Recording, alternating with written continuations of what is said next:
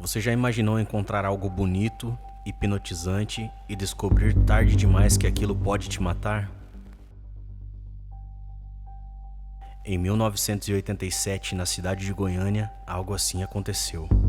Não houve explosão, não houve aviso, apenas um brilho azul, silencioso e mortal. O que parecia mágico, na verdade era um dos maiores desastres nucleares urbanos da história. O acidente com Césio 137 em Goiânia. E o mais assustador, tudo começou com um simples ato de curiosidade. Antes de mais nada, não esquece de se inscrever no canal e vem comigo conhecer essa tragédia que marcou o Brasil.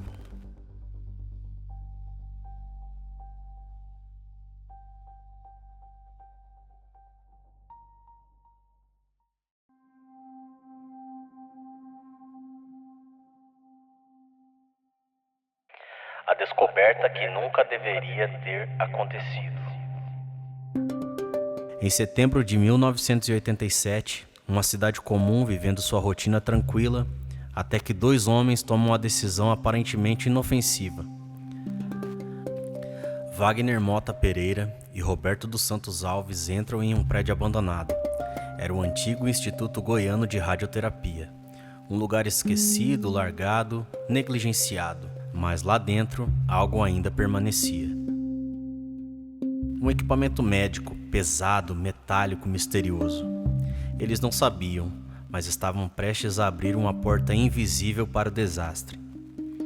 Sem qualquer conhecimento técnico, começaram a desmontar a máquina peça por peça, como se fosse apenas sucata comum, até que encontraram uma cápsula, pequena, densa, diferente. Aquilo parecia valioso. E foi exatamente esse pensamento que mudou tudo. Eles levaram a cápsula para fora, sem proteção, sem ideia do perigo, sem imaginar o que estavam carregando. Radiação pura. O erro não foi intencional, mas suas consequências seriam irreversíveis, porque naquele momento o desastre já havia começado e ninguém, absolutamente ninguém, sabia disso. O brilho azul que enganou todo mundo. Dias depois, a cápsula chega a um ferro velho, nas mãos de Devanir Alves Ferreira. Curioso, ele decide abrir o objeto. E então, algo impossível acontece. Dentro de uma cápsula havia um pó azul, brilhante, luminoso, quase mágico. Um brilho que encantava, algo que parecia saído de um sonho. Devanir ficou fascinado, mostrou para os amigos, vizinhos, familiares. Todos queriam ver, queriam tocar. Alguns queriam levar para casa, outros passaram na pele como se fosse algo especial. Mas aquele brilho era invisivelmente letal. Cada grão carregava uma dose de morte, e quanto mais era compartilhado, mais o perigo se espalhava. Sem arder, sem dor imediata, sem aviso. Era uma contaminação silenciosa, e ela estava entrando em casas, objetos, vidas, tudo por causa de algo que parecia bonito demais para ser perigoso. A tragédia que chocou o Brasil. Entre os contaminados estava uma criança, Leide das Neves Ferreira, apenas 6 anos. Ela viu o brilho azul e se encantou. Brincou com o pó, segurou nas mãos, sem saber ingeriu pequenas partículas. Enquanto isso, os sintomas começaram a surgir. Náuseas, vômitos, tonturas, queimaduras estranhas na pele. Os médicos ficaram confusos. Nada fazia sentido. Os casos pareciam isolados, mas não eram. E a situação piorava a cada dia. Foi então que uma suspeita surgiu. Maria Gabriela Ferreira, esposa de Devanir, decidiu agir. Ela levou um fragmento do material até a vigilância sanitária, em 29 de setembro de 1987. E foi o momento em que a verdade começa a aparecer. E a verdade foi aterrorizante.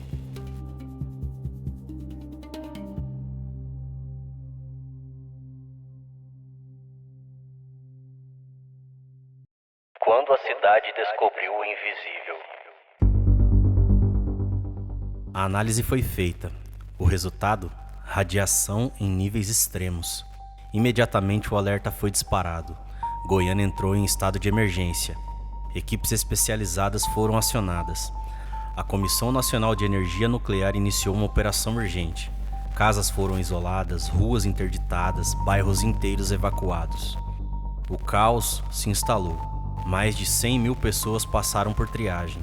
Ao todo, 249 estavam contaminadas, e muitas delas em estado grave.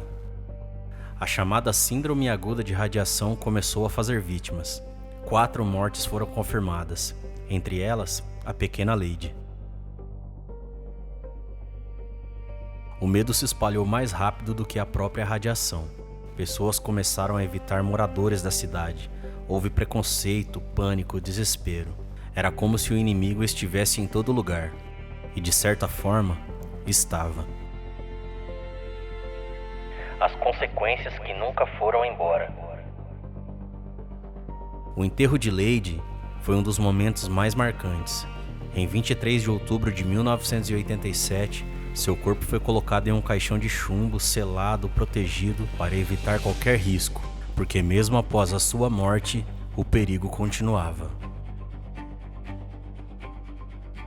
Enquanto isso, a cidade passava por uma transformação radical. Casas foram demolidas, toneladas de solo removidas, objetos destruídos. Tudo contaminado precisava desaparecer. O material recolhido foi levado para depósitos especiais em Abadia de Goiás. Mas nem tudo poderia ser apagado. As marcas ficaram. No corpo, na mente e na história. O acidente revelou falhas graves, negligência, falta de controle, descaso com algo extremamente perigoso. Novas leis surgiram, a fiscalização aumentou, mas o preço já havia sido pago, e ele foi alto demais. Uma lição que o mundo não pode esquecer. Décadas se passaram, mas o eco dessa tragédia ainda existe. Sobreviventes carregam sequelas, famílias carregam lembranças, o Brasil carrega essa cicatriz. Tudo por causa de algo aparentemente inofensivo, um brilho azul, bonito, misterioso, fatal. O acidente com o Césio 137 em Goiânia não foi apenas um acidente, foi um alerta sobre o perigo do desconhecimento, sobre o custo da negligência, sobre o risco de subestimar aquilo que não podemos ver. Porque às vezes, o que mais encanta é exatamente o que mais destrói. E essa é uma história que jamais pode ser esquecida.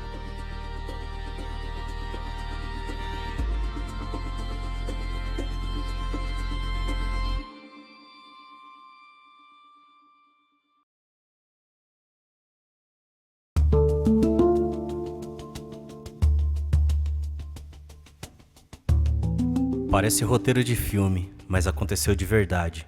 E não foi em um laboratório secreto, foi em meio a uma cidade comum. O acidente com o Césio 137 em Goiânia começou com algo simples: curiosidade, um objeto abandonado, uma decisão aparentemente inofensiva, e isso foi o suficiente. Suficiente para desencadear uma tragédia silenciosa, sem explosões, sem aviso, sem chance de voltar atrás. O mais assustador não foi a radiação, foi o desconhecimento.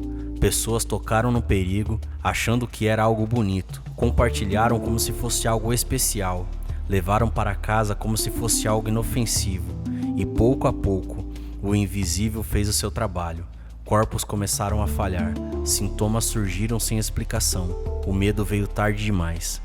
Quantas tragédias começam assim, silenciosa, disfarçada de normalidade? Esse acidente escancarou uma verdade incômoda. O ser humano teme o que vê, mas ignora o que não entende. E é aí que mora o perigo. Negligência não faz barulho, mas destrói vidas. Falta de informação não grita, mas mata. E quando percebemos, já é tarde.